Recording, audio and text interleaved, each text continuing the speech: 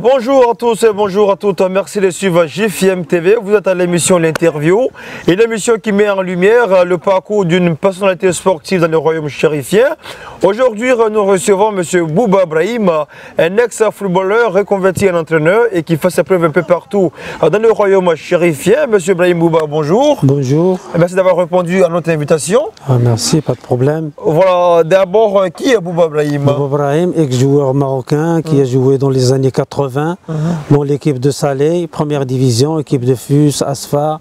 Après une période qui était superbe, j'ai fait l'équipe nationale du Maroc junior. C'était une période d'or. Après, j'ai décidé de me convertir comme entraîneur. J'ai commencé à une équipe d'amateurs 2001 et de 2001 jusqu'à maintenant, j'ai travaillé à travers tout le Maroc. Donc j'ai entraîné l'équipe de l'RSK, la Renaissance de Kinitra, l'équipe de Sabo, l'équipe de Shabab Tabriq amateur, il y a l'équipe de l'Izmo de Oujda, deuxième division professionnelle, l'équipe de Qadstaza. Même au Sahara, j'ai travaillé à Tantan, j'ai travaillé à Golmim dans l'amateur, j'ai travaillé à Kaza, à Algara dans l'amateur. Donc j'ai travaillé à travers tout le Maroc, j'ai entraîné plusieurs joueurs, mais il y a même des joueurs maintenant qui sont en première division, qui sont des professionnels. D'accord. Bien avant d'arriver à votre parcours en tant qu'entraîneur, en tant que footballeur, on peut avoir un peu votre parcours footballistique?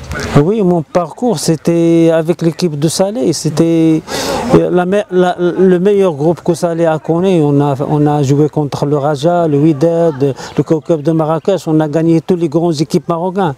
Donc on était un bon groupe. Après je me suis transmis au FUS, j'étais avec la meilleure équipe au FUS de Rabat. Donc c'était un jeu contre les phares, le match de soir à 10 h et ça. C'était des bons souvenirs avec des grands joueurs que j'ai vécu. Il y a même des joueurs qui ont joué la Coupe du Monde 1986. Alors déjà, qu'est-ce qui a motivé votre reconversion de footballeur en entraîneur? Oui, c'était l'idée, c'est des amis à moi qui m'ont beaucoup parlé que je dois faire aider les petits, entraîner les jeunes, faire mon expérience. C'est comme ça, c'était le commencement en 2001 avec l'équipe junior de Shabab Tabriq de Salé. C'était une équipe très connue au Maroc, surtout sur la formation et la détection et ça. Et après j'ai commencé à faire la Renaissance de Kinitra, Chabo de Kinitra. Après j'ai voyagé à Taza, à Sila, Oujda, le Sahara. Donc j'ai fait un parcours qui est... Il y a beaucoup de choses, donc c'est pas un parcours petit. Voilà, on peut avoir un peu votre palmarès, vos faits de gloire? Mon palmarès, c'est on a fait lorsque j'étais à Shabab Tabriq, on a gagné plusieurs fois le championnat du Maroc d'élite, de ligue et des nationales. On a fait la formation à des grands joueurs qui sont devenus des professionnels, même en Europe. Et je donne l'exemple du Zemmama, il y a des joueurs de phare, les joueurs de l'équipe nationale. Avec la Renaissance de Kinitra, on a fait le barrage, on a fait la montée. Avec l'équipe de Sabo, on a fait la montée. Avec Oujda, on a fait la montée. Donc il y a même au Sahara, on a fait la montée de l'amateur B à l'amateur A. Donc il y a des choses qu'on a réalisées.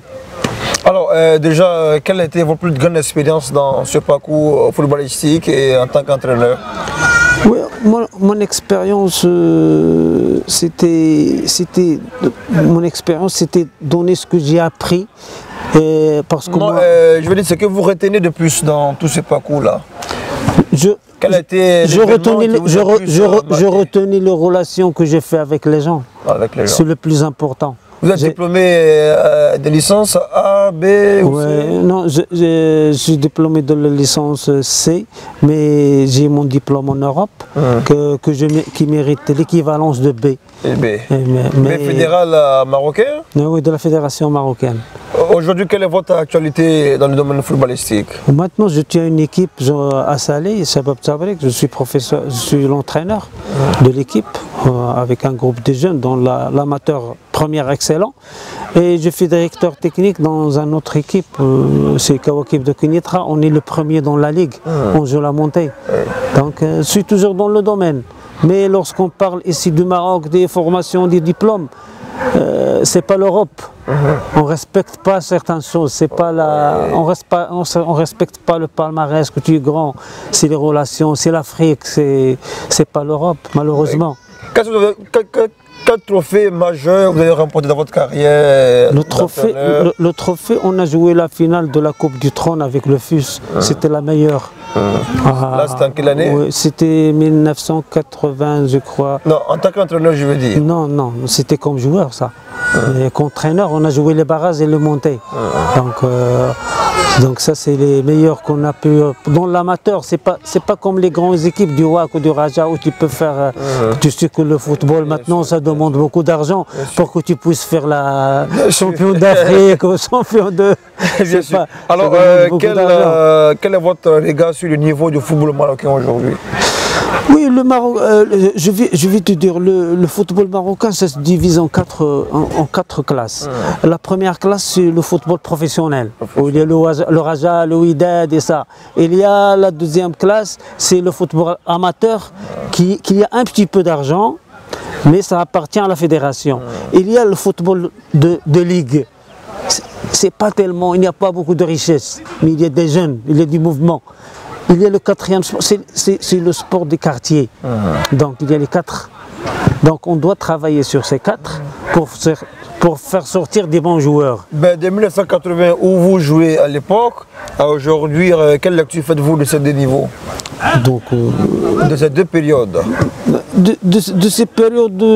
Est-ce qu'aujourd'hui le football marocain a progressé comparativement à votre époque en 1980? Je ne dis pas qu'il a progressé certaines choses, et certaines d'autres choses n'ont pas progressé. Parce que dans notre chose, il y avait beaucoup de stars au Marocain, il y a beaucoup de bons joueurs. Maintenant, on a l'infrastructure, on n'a pas les bons joueurs. En plus, il n'y a pas une bonne gérance de football, à mon avis. Donc il faudra maintenant... Parce que le monde a changé maintenant, c'est pas les années 80. Les années 80, on joue pour rien, on joue pas pour l'argent, on joue pour l'amour du maillot. Maintenant, c'est l'argent, c'est les contrats, c'est le business, c'est les managers, c'est beaucoup de choses qui sont attachées au football. Alors pour vous, quelle serait la solution pour relever le niveau du football marocain? La solution, il faut commencer du bas. Nous, on travaille au haut, on laisse le bas. On mélange le travail. Bien sûr. On doit voir les footballs de quartier, des terrains, les petits, donc. Après, on voit le football de ligue. Les ligues doivent être forts. Après, on passe au football amateur qui appartient, donc à changer. La situation du joueur doit être sociale et ça bien. Pour un joueur professionnel, il doit avoir tout. On ne doit pas parler qu'il a des problèmes. Donc il a gagné sa vie. Mais ici, même qu'il est professionnel, il a des problèmes. En Afrique. On écoute un joueur africain, qu'il soit marocain ou quoi, on dit qu'il est professionnel. Mais lorsqu'on voit sa situation familiale, c'est pas tellement comme un joueur en Europe. Bien sûr. Et tous les Africains connaissent ça. Donc il faut ressaisir. À mon avis, notre défaut en Afrique, nous, on suit ce qu'il y a en Europe. On prend des choses, mais la vie sociale en Europe, ce n'est pas la vie sociale en Afrique. Donc nous, on doit faire notre vie, notre professionnalisme vis-à-vis de nos moyens et être sûr à travailler sur ça, à mon avis. Donc c'est pas, on prend les diplômes européens, on prend les choses européennes, mais nous, c'est l'Afrique, c'est une richesse. Est-ce qu'aujourd'hui, il y a encore la formation ici au Maroc en termes de football? Oui, il y a des formations qui sont faites par la fédération. Est-ce que le loisir n'a pas dominé la formation aujourd'hui? Quoi? Le loisir. Oui, et le loisir, c'est normal. Le football loisir, c'est l'argent maintenant. Ils veulent gagner plus d'argent que chercher les stars. Bien sûr. Que chercher les stars, ça c'est normal. On voit même dans l'académie maintenant, le football loisir.